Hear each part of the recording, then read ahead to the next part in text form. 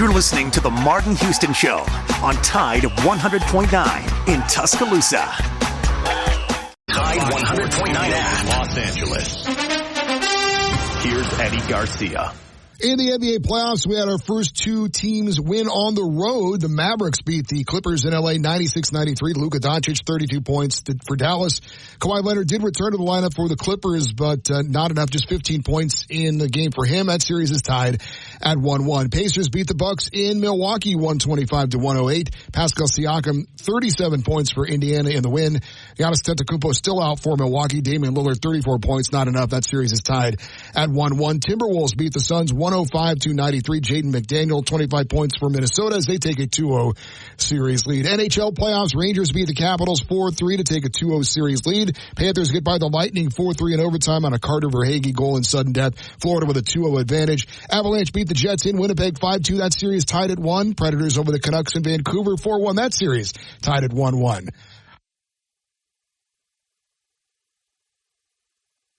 Alabama 1st and 10 on the 12. Again, Houston. He's got a hole. He's over. Alabama touchdown. I'm just wondering if your listeners know how good a football player you were. I can still see you playing that fullback, knocking those players out of the way. And I believe I could have run behind you. Martin, I can remember when we came to summer and you were playing fullback up there, and I saw you in the weight room and watched you work out in the weight room. And you were strong enough to pick up the whole weight room. I wanted to pick you, and our running back coach didn't take the biggest mistake we ever made. The Martin Houston Show with national championship winning fullback Martin Houston, giving you 1 hour of intense, hard-hitting analysis from an insider's perspective. It's time for the Martin Houston Show on your home for Alabama sports. Tide 100.9 and streaming on the Tide 100.9 app.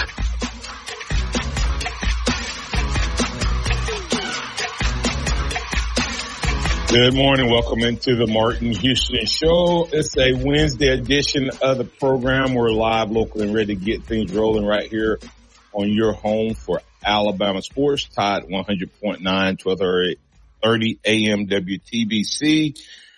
We have a great show lined up for you. Want to invite you to get in on that conversation, whether it be via the traditional way or the phone lines, interacting with us, 205-342-9904. That's the Alabama One hotline. Or maybe you want to get in via the live stream at Alabama Sports with Martin Houston on Facebook is the main live stream channel. Of course, we also simulcast on YouTube and on the X. And so, but if you're coming in on those channels, I want to invite you to jump over and follow Alabama Sports with Martin Houston so you can get the post-game interactions and shows and stay connected all day, all weekend long, not just when I'm live on the air. Remember that this is the day that the Lord has made, so let's rejoice and be glad in it. Take some time today to notice someone, love someone, serve someone, be the difference you want to see in the world today. You be the difference maker. The playbook for today, Would You Rather Wednesday. Listen, we got the NFL draft. We've kind of talked around it, briefly mentioned it, but not really dug into it. We'll look at that a little bit today if you like. Also, we'll definitely have probably more conversation on it tomorrow as we deal with roster management and recruiting for Alabama and the impact it can have on the upcoming year as Alabama continue to send guys to the league. We talked about some of the new rules yesterday. We spent some time camping out talking about what's happening with the transfer portal and the multiple rules, multiple transfers, et cetera. But there was a few other rules that were added on yesterday. On the day before, so we can look at those rules that were ratified. We can look at the portal, the little bit of news coming out of Tuscaloosa. We talked about yesterday the amazing thing that none of the Alabama football players had gone into the portal. None of the scholarship players. Well, we had the first one yesterday. I'm not surprised. I stated it on yesterday, that would happen.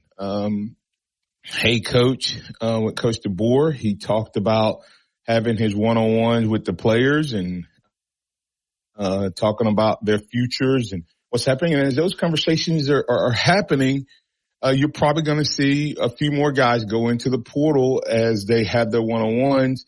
Some will be mutual decisions. Some may be surprise decisions, and some may be, let me escort you out a little bit, because Alabama still has some great needs that they're trying to fill through the portal. Specifically, I think we've talked about defensive backs looking for experience, and we've talked about offensive line. Worst case, looking for depth. Best case scenario, maybe looking for a starter or two. We will see which way Alabama is able to go with that. One answer already being Mr. Caden Proctor. Is he the answer at left tackle or right tackle? Those conversations and more right here on your home for Alabama Sports. Martin Houston, Xavier Houston, Justin Jones doing it every Monday through Friday right here on your home for Alabama Sports. So let's get it going. Good morning, X. How you doing, sir? No. Doing good, how are you? Doing good. Well, kind of several different things we can get to in terms of conversations. Anything else you want to add on that conversation as we look at the rules and different things that's happening in college football? Anything else you want to add on that conversation from just the portal piece of it, the multiple portals, the grad transfer? To me, the grad transfers kind of, to me, it's harder for a grad transfer now compared to what it used to be. Grad transfers, this was added to theirs. You have to be immediately eligible.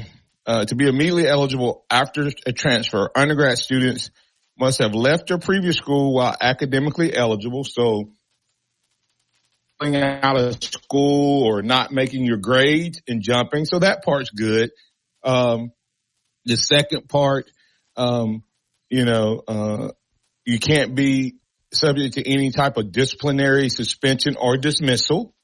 It'll be interesting to see if that rule right there impacts any of the guys.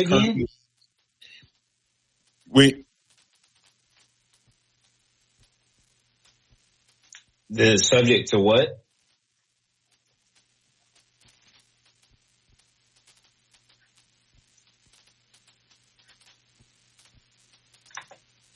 Well, the timing is quite impeccable because I think he froze just as you asked him that question. Did you hear it, Justin? It kind of broke up for me. I did not. I was focusing on some other things. I know he was talking about the rule changes, and I think something that's really of note, and we talked about it a little bit on the show the other day, about transferring within the SEC, how if you do that, you have to sit out a year. I think the news around that is that the FTC, the Federal Trade Commission, I think they've ruled against non-compete clauses, which you can kind of look at that transfer rule as. I mean, you can't go to another Southeastern Conference school, assumingly to protect the other schools if you went through spring and the playbooks and everything like that. Maybe we see a change in that rule because of that. Okay. Yeah, I mean, I don't necessarily think that's I get it and I understand it with it being so late in the game, but I mean, come on. But I was actually talking to a couple guys yesterday because, of course, when you see a name pop up in the portal, you get excited. And there's a guy transferring I just drew a blank on his name. See if I can find it. That's getting ready to transfer from Texas, and he entered the portal, and he's a cornerback. And of course, Bama's looking heavy at cornerbacks, of course, potentially for this, with the youthfulness and inexperience that we have there. I believe it's Terrence Brooks. Yeah. Terrence Brooks, former 5-star. And they were like, oh man, we can't get him because Texas is a member of the SEC. False. Texas is not officially a member of the SEC until July 1st. So it's just funny when it comes to this portal right now and the way people are looking at it and trying to figure things out, that you have that little loophole kind of built into it that Texas and Oklahoma aren't members of the SEC yet, so they could come poach guys from any SEC school, and the SEC has the ability to poach guys from the two of them right now. Which schools does that hurt more? I guess I'd say probably Texas and Oklahoma, since it's just the two of them that can be poached by 14 schools versus them being able to take a guy or two from 14. I don't know. It's just a funny thought process, but there's a lot going on. But I guess we're going to go ahead and get the break and see if we can get Martin back on the other side. Remember, this is the Martin Houston Show. Join in and call us in on the Alabama One hotline at 205-342-9904 if you want to get in on the conversation. Tide 100.9 traffic. Tuscaloosa traffic now from the Townsend Nissan Traffic Center. We are seeing no major problem spots on the board as you get up and head out the door very early on this Wednesday morning drive. If you're traveling 2059 from Foster's to Cottondale, a drive along teacher-led learning projects.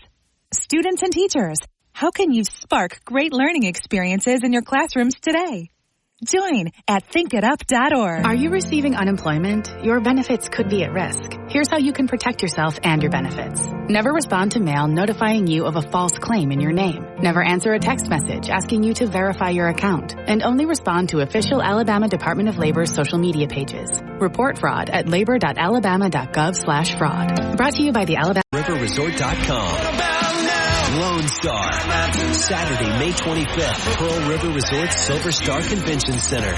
No news. 365, 24/7. You'll find road and utility crews, tow truck, law enforcement, and first responders working along Alabama's roadway. We're making improvements and helping our communities stay connected. We're working hard to make sure you're safe on the road. Now we need your help to make sure we're safe too. Alabama's Move Over law requires you to move over a lane when you see flashing lights on the roadside. And if you can't safely move over, please slow down. Visit DriveSafeAlabama.org. Brought to you by the Alabama Department of Transportation, Alabama Broadcasters Association, and this station. Tide 100.9 Tuscaloosa weather. Very nice weather continues today. The sky partly to mostly sunny. The high 77. Tonight fair with the low at 55. Tomorrow the chance of a few widely scattered showers during the day. Otherwise a mixture of clouds and sunshine with a high at 80. I'm James Spann on the ABC 3340 Weather Center on Tide 100.9. It's 54 degrees in Tuscaloosa. Interact with the Martin Houston Show by calling us at 205-342-9904 or tuning into the Martin Houston Show on Facebook.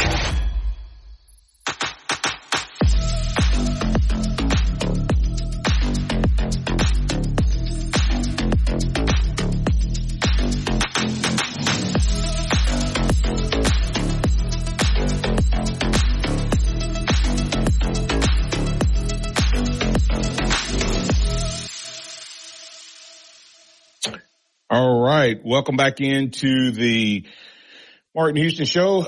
Once again, I am going to, every time I think I have Spectrum figured out and fixed, I don't.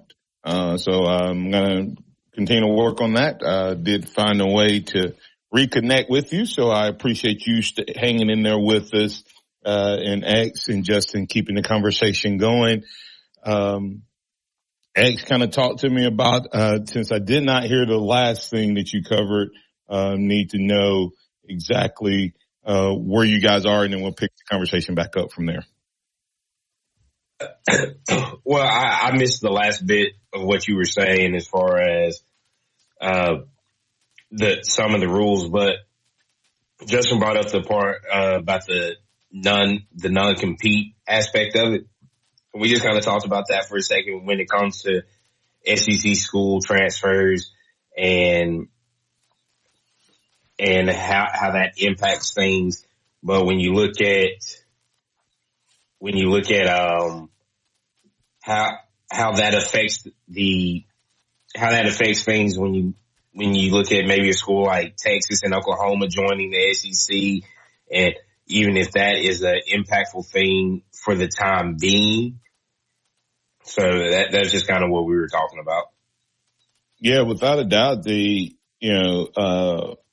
SEC, which is not a new rule. A lot of people were just not aware that in the spring window, which is right now, you can transfer within the conference. You're just not immediately eligible, which in some ways helps the SEC tremendously from a roster standpoint. In other words, you don't lose, two guys from Georgia that goes to Ole Miss and then Georgia doesn't have a chance to. Guys, right. Now you can still lose those guys, but they don't immediately help the other team. So to me, that does help. And I kind of like that piece of it. Not that you're cutting down on who you can transfer, but it also, a lot of people talk about the impact to the players who can't transfer, guys, but they don't talk about the impact to the guy who stayed, right? They don't talk about that guy. So if I commit to Alabama and I stay and you're my teammate and then you up and leave, you just hurt my team. You hurt me as a player. You also hurt me if I'm the backup. If I'm the guy that was battling with you and then you decide to leave because someone comes along and offers money, you stole reps from me during the spring. I get it. If you come in the fall or you come in the spring and we have all off season, we have an all spring to compete, then I have time to recover, but I don't have time to recover if you leave my team right now. In reality, especially if it's internal within the conference. So I do like that. What I was talking about, X, was a full-time graduate student actually has to be a full-time graduate student. I don't know if that's different from school to school. And I was just stating that when I was in school, when I graduated, and went to graduate school, I had a couple of independent study classes where I did research on the NFL and on the Players Association and stuff like that. And so in some ways it was self-serving because by the time draft got there, I did not need an agent because I had done all my research and I knew how the system worked and all of that. And then I had a class on Thursday night, which was the class that, which was the easiest day of practice. So I really had a really, really easy schedule, and it turned out to be my greatest season, right? Not just because of the national championship, but I was in best shape. I was able to study more film. I was able to do a lot of things. And that could hurt graduate transfers because now they have to take whatever a full load is for a graduate student.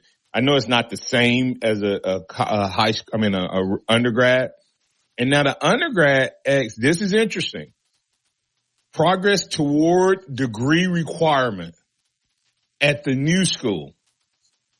So does that mean that the freshmen who come in that want to transfer have to have taken so many hours or core hours that they have to be able to apply? In other words, sometimes as freshmen, they'll give you like one core course and then a bunch of junk. Yeah. Right. You may take 12 hours as a freshman. And then only one or two of those courses really count toward, moving toward that degree because you have the spring and the summer to make up for it, but you're just trying to transition into college. Like I had 12 hours my first, kind of going back in the I had 12 hours my first year X, but one of those was a class that was just, for hours, to have me enrolled. I hated it. I didn't like it. I ended up using it as an elective, but they still had all of us in that class. I can't remember what it was called, but it didn't go toward a degree, per se, if you had other electives. I just chose to not take an elective later on in my career because of that one class. So that could slow down some portal guys, as they move throughout if they're not moving toward a degree. And the key is you have to be taking certain types of courses at your current school in preparation for your next school. So essentially what they're doing, they've made it to where you can transfer whenever you want, but they're saying you can transfer whenever you want, wherever you want, but they're actually trying to make it more academically important, like the academics still trying to make that very important to it. Yeah, it is, to me, that may, now the question is who's going to enforce that and how? But what it means, X, is you can't move, like you can't just up and move now because you took courses. Those courses now each semester have to be moving toward a degree. If you're a third year guy, just because you've been eligible doesn't mean that you have worked toward a degree at the next school you want to go to. So they are implementing some academic standards. So I do like that piece of it. And the discipline thing I think is going to be a potential too, because who's going to say, maybe somebody becomes a discipline issue because they're a threat. Are you going to see coaches begin to use, if a kid is a discipline issue, X, but a coach doesn't want that guy to leave, will they have them potentially as a threat? Let's go back to a couple of guys we know that left Alabama with discipline issues and say went to Texas a few years ago. Could Alabama have blocked him from going by simply having him on a list as potential threat for dismissal? Yeah, that's definitely one way to do things, but I think that can get really messy, and But are you quicker to put a guy on a discipline list though?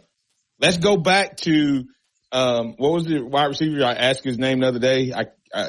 That dropped the pass in the Georgia game and transferred, and then he got in trouble again. Agiye Hall. Right? Let's think about Agiye Hall. Justin, you remember Agiye Hall's time here? I do. He actually went to a high school that I played against in high school. Yeah. Would you say that he was potentially subject to disciplinary suspension or dismissal based on some of the things we heard about him here? Yeah. And was he even on the roster at the time that he officially on the roster? I can't remember that piece of it. But that's I mean, if you have a guy that is a discipline issue now and he's not contributing, are you more likely to put him on that list quicker, X and Justin? It's a possibility. I think it gets messy though. How can it get, no, X, you're looking at it from somebody doing it. I'm saying he's a discipline issue. Where before I would work with him. But if now I know that a discipline issue, I have what can I do to a guy that's a discipline issue right now? But when there was no transfer portal, he was going to stick with me because he couldn't go anywhere. Yeah. So I was willing to maybe invest more time in him to try to get him back to my team. Now, if he's a discipline problem here, I just go ahead and put him on a discipline list. And now he either works in response to my coaching and correction, or he has to go somewhere and sit out a year. In other words, I now have a tool that I can use to help me discipline my players. Where right now, what happens when a kid, before this multiple rule came up, if a kid had already transferred, you had some clout. If he hadn't, you didn't. You now can have some discipline power, in my opinion. Just my thought. So I may be wrong.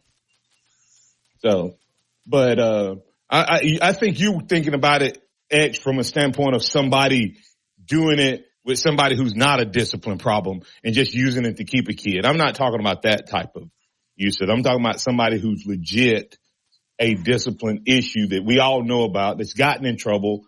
You throw them on that list. Now they can't go anywhere. And if they go somewhere, they're not going to immediately impact your team. Philip, you're in with Martin and Xavier on the Alabama One hotline. Alabama has a guy in the portal, Perry, from down in Montgomery area. Curtis Perry on the move. What's your thoughts? My thoughts on him leaving sort of surprised me. I thought the guy was in line with this new regime to maybe crack the lineup and get some playing time. So that surprised me. But I'm not an insider, Martin. I don't know. I try to keep up with it as much as I can, but that did shock me. But D-line, first of all, D-line is one of our deepest positions, Philip, FYI. Mm-hmm. That's one of our deepest positions. He wasn't really standing out in a 1-2 rotation, and we didn't have Otis this year. Yeah. So wherever he was at, wherever everybody was at on that D-line rotation, everybody just slid down a spot. I got you saying so. Well, anyway, good luck to him. Wherever he goes, I guess we'll see the obligatory. I have 4 years of eligibility remaining after he commits to somewhere. And I think he's going to be a good player wherever he goes. I don't think this is one of those. I mean, we got some good his issue was he was too small for the traditional defensive line set that we ran at Bama, and he wasn't athletic enough to be an edge guy. Martin, I want to say that I think you're so spot on, and your analysis of this new academic progress caveat that's thrown in now on this transferring. I think you're extremely correct, and I want to commend you for kind of the way you've analyzed that, because I believe now that this academic stuff and this blocking and say, hey, Texas, we appreciate your interest in so-and-so, hey, Arkansas, but he's not ready yet. He's still got 5 classes he's got to take at Alabama to even get on track. So I think these academic people are going to be extremely cautious. They don't want to be on CNN and Fox News later on in a year and a half when some sort of a scandal is broken as far as academics. So, and we learned that lesson when those celebrities out in California helped get their kids into USC a few years ago. Yeah. So I think these academic people, I think they're going to be extremely strenuous and protective in making sure that a bunch of shenanigans doesn't happen. And look at it this way, Philip. If I decide to, before this came out and this was added, if I decided to transfer, if I went in the portal today, I could announce tomorrow where I was going. Not anymore. Because now what has to happen now? The school at the other end has to vet me. Because the worst thing that, let's say, Alabama, Kamari McLean, let's say he's as good as we thought he was coming out of out of high school. And he wants to come to Alabama. Right now, I don't know if he's eligible because he just went in the portal, right? So I could just take him before. Boom. This guy comes in. Boom. He's a part of it. And now we could get him enrolled and eligible But now I have to take a moment and he has to tell me, I'm interested in coming to Alabama.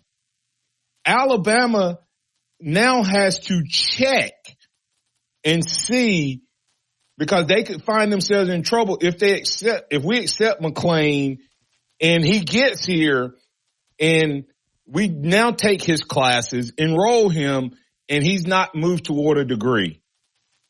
It could be any degree, but if he's not moved toward that, is he now ruled ineligible for a year and he has to sit out? So now it puts a little onus on the receiving school as well, that they could take a guy that is not academically eligible. So you don't, and giving a kid a few hours to think about a decision may actually make them rethink that decision. Not only the receiving school, Martin, but the school where he is, you know, they're not going to put them into position of being looked at as a fraud. You know? Yep. Mm-hmm. Yep. So the school where they are, they've got to make sure that they are getting back into some academics, because academics was sure put on the back shelf for about the last 3 years. That's maybe an understatement of the year. Was put way back there. But anyway, this is interesting. And let me ask you this. When will this be in effect? August 1st. So coming here up in a few weeks. It's pretty much immediately. Immediately, that's right. Because I'm sorry. The transfer thing is immediate, is now, once it was ratified. The August 1st is the NIL piece that I haven't talked about this, Philip, but this was going to be the question, one of the other rules. The NIL, I think the NIL change is going to help the school that the player is currently at as well. And I have to get the break, but I'll tell you, I listened to it. We can comment on it tomorrow. You can react to it, et cetera. But I think the NIL change, which allows the current school to negotiate on behalf of the student athlete. That's a new change that we haven't talked about either. And I think it's going to help me at Alabama if say Ty Simpson wanted to go into the portal, I now have a tool to help him stay with Alabama, which they didn't have before. And I'll explain what that is on the other side. Thanks, Philip. Actually thinking about how the new NIL rule, it says schools can identify NIL opportunities and facilitate deals between student athletes and third parties. Students are not obligated to accept the assistance from the school and must maintain authority over the terms in their NIL agreements. Beginning August 1st, member schools will be permitted to increase NIL-related support only for student athletes who disclose their NIL agreements. So goes from kill to clean in seconds. Plus, it's safe for use around people and pets when used as directed. Zevo, people-friendly, bug-deadly. The Alabama Securities Commission protects you from financial fraud. Anyone asking you for investment money must be licensed. You're careful with your money. Fraudsters aren't. Before you invest, call our hotline at 1-800-222-1253 to verify the licensing of the person making an offer and the product. Lone Star, Saturday, May 25th, Pearl River Resort Silver Star Convention Center. No news. My caretaker was very rough with me. I thought they did it because I wasn't moving fast enough. Elder abuse is a crime, and together we can stop it. If you or someone you know has been abused, neglected, or exploited, call the Adult Abuse Hotline at 1-800-458-7214. That's 1-800-458-7214. The Department of Justice, ADECA grant number 18VA-VS050, the ABA, and this state. This report is sponsored by Mothers Against Drunk Driving. Keep it locked into Tide 100.9 for more of the Martin Houston Show with Martin Houston and X's and O's Sports, Xavier Houston.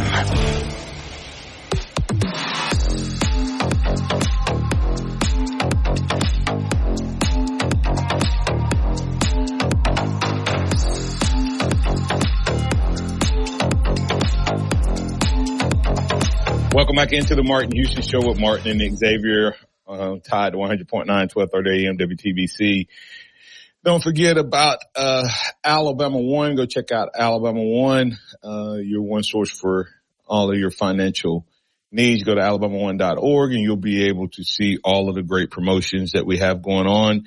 Listen, if you're a small business out there and you have a checking account, I want to invite you to go by Alabama One and figure out how to use that operating account to earn interest while also helping you to take care of your financial needs.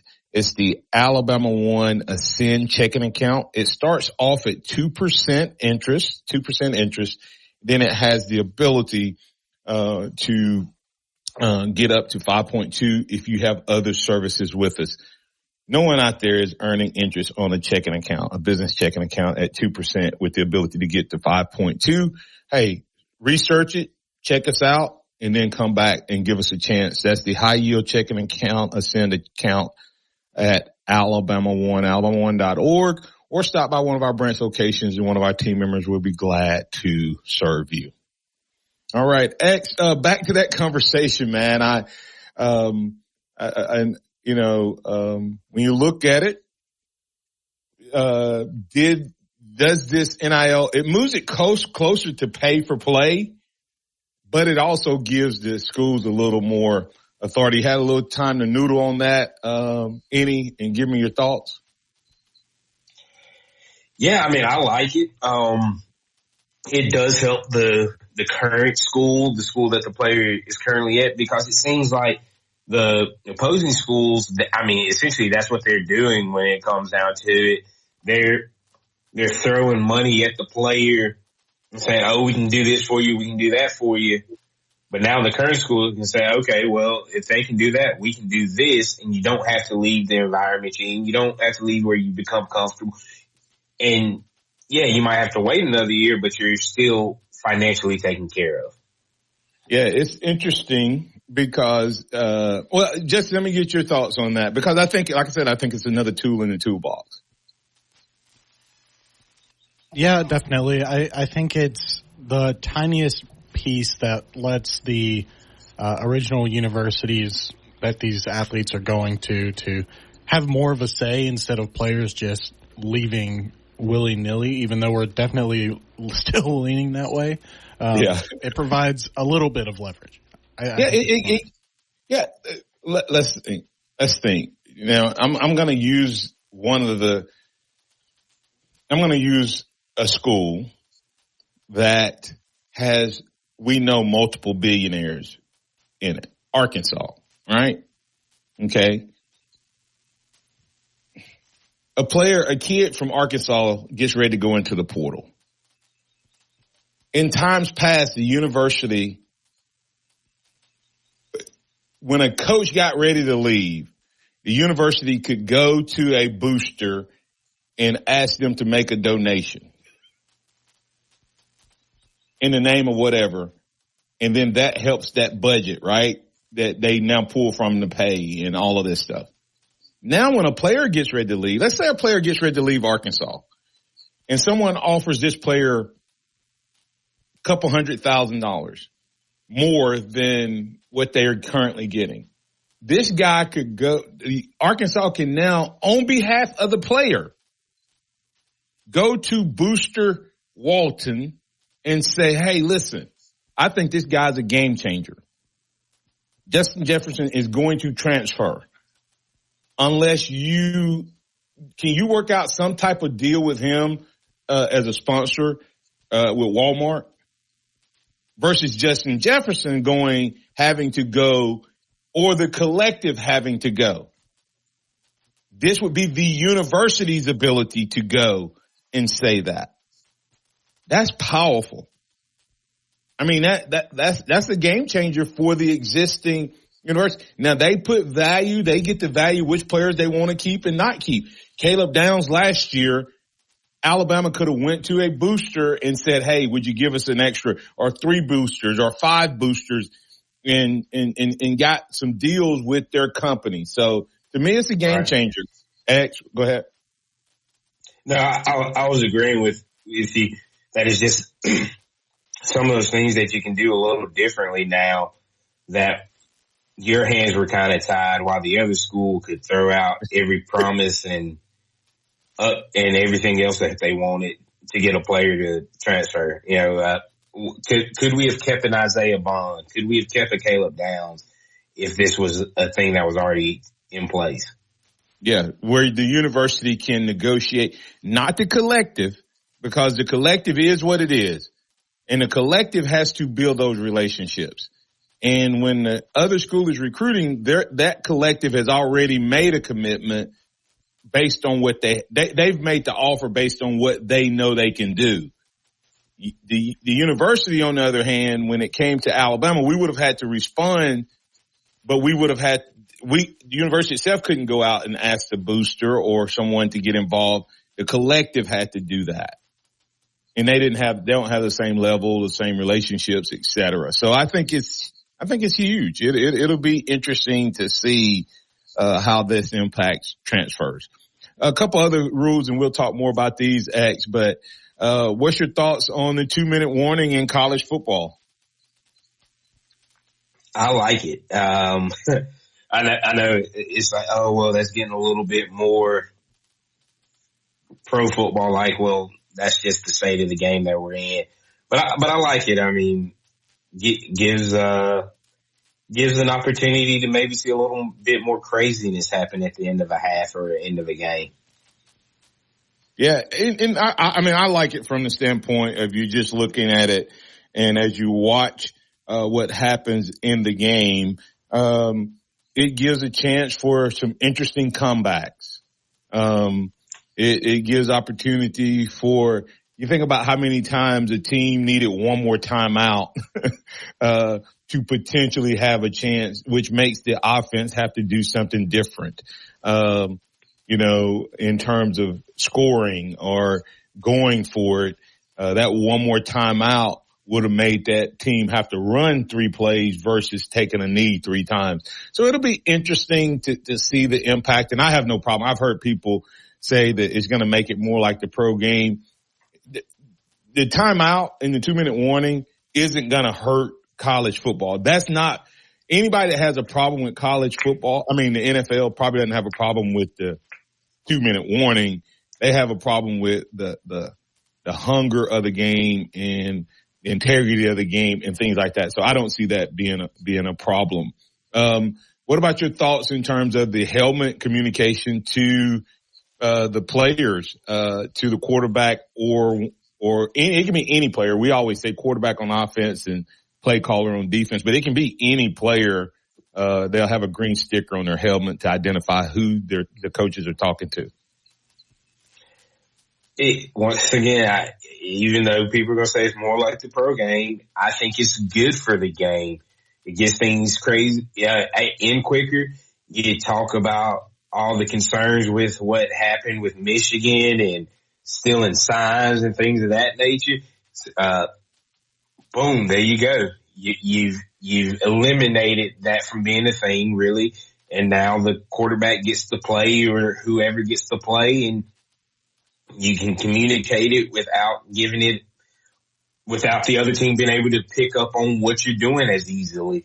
So, I mean, I think it's a good thing. I think it kind of brings a little bit more purity back to the game in the sense of it's not easy to steal. Am I going to miss some of the big signs on the sideline with the crazy things on them? Yeah, but I think it protects the game. Well, everybody says that. The sign thing isn't going away. It's not going away, X. Kalen DeBoer, I was in a meeting and he talked about it. He said, what if the equipment goes out? He says, every system that we've had before, we're going to still have. He said, the advantage is, and we'll talk more about this because I want to dig a little deeper into it. He said, the advantage is that we can communicate to a younger quarterback or to a player to get them in the right position. It goes off at 15 seconds.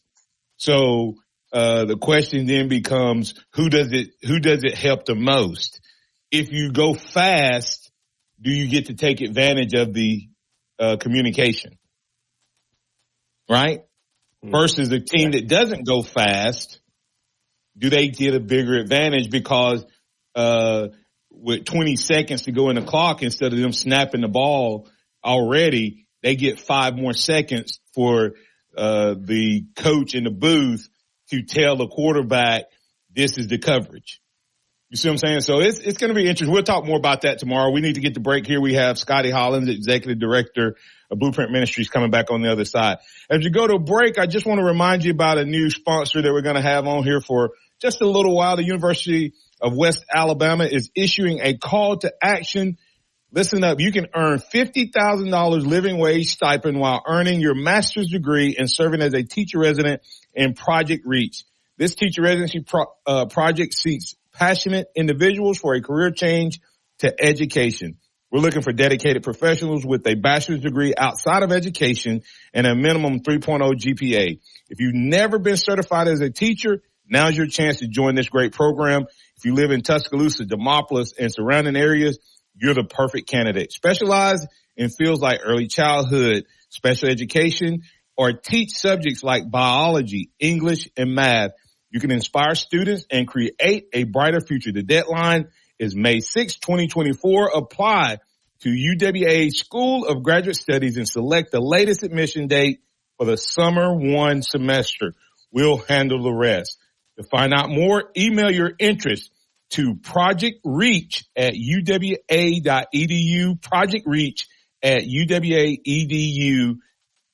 You will be contacted by a project leader. Earn $50,000, a living wage stipend while earning your master's degree and serving as a teacher resident in Project Reach. Apply today.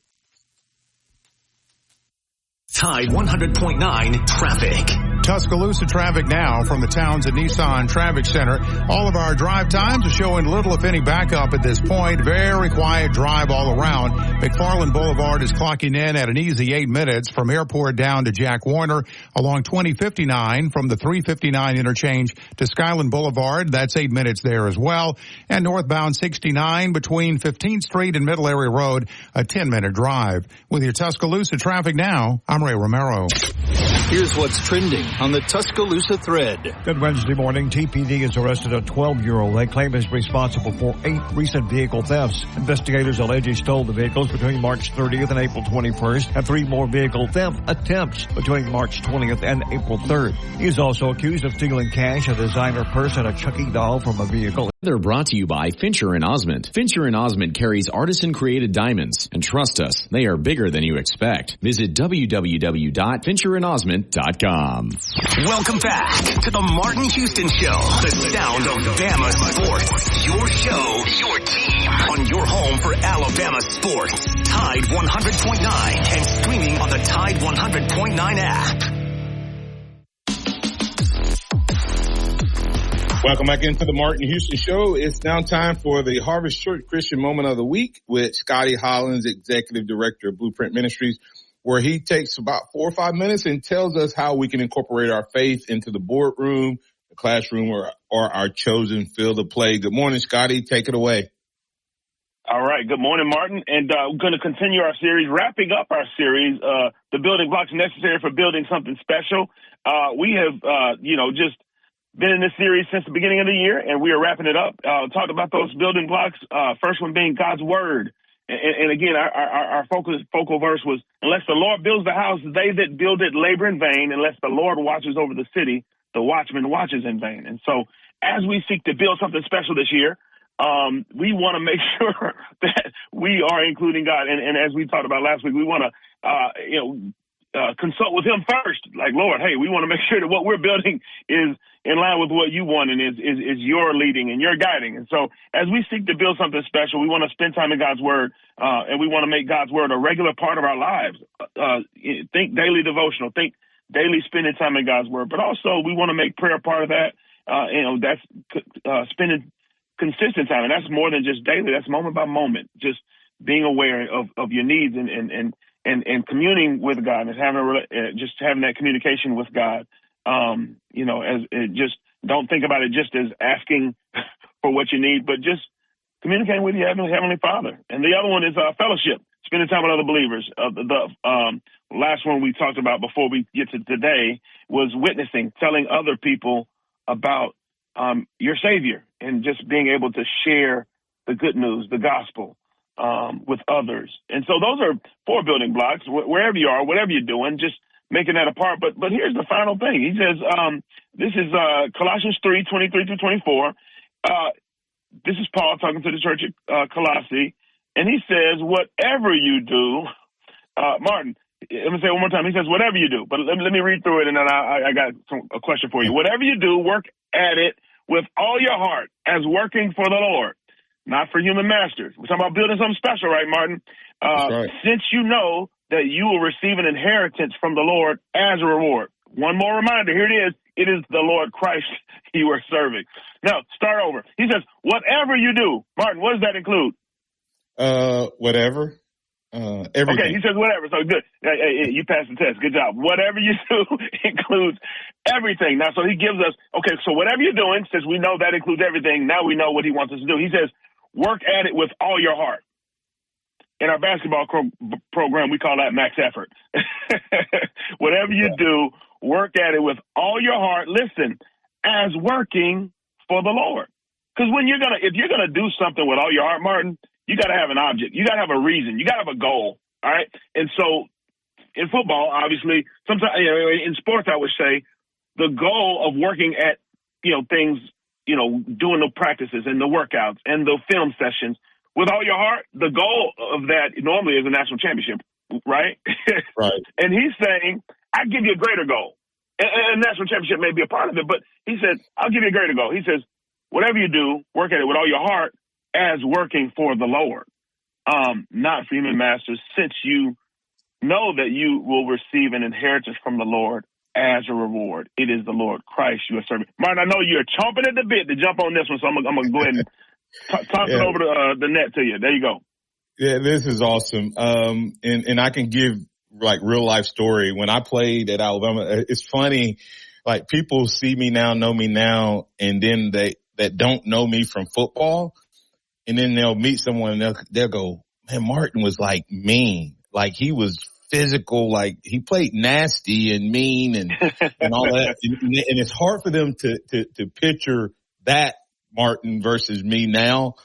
But I was the same way then, except for when I stepped on the field. This was something I did before every play. Someone taught me this, that served in a similar role to you. He was with Athletes in Action. Guy named Dave Kemp, and he said, Martin, find something to be thankful to God for before every play. And he said, every play you give everything you have, as if you're giving God thanks for that. And so every play I would think of my mom, my wife, and then my son. So one of those were always kind of going through or just for the opportunity to play. But I would do it. My intensity was to do it as unto God as an act of thanksgiving. And that's why I played so intense. It's kind of an interesting thing. Wow. But I could shut it off because I wasn't the next play or when I'm off the field, I was thankful, but I did that by showing joy to others and to invest in others. So it's the same on both sides.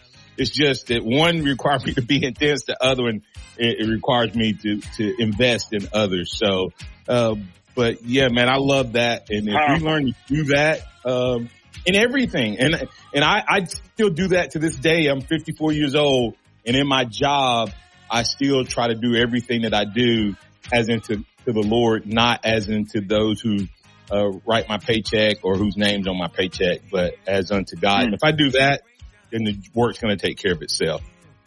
I give it to you to close it out, Scotty. Tell them where they can find you. Absolutely. You can go to www.blueprinttuscaloosa.com. You can send me a message there. It comes straight to my email.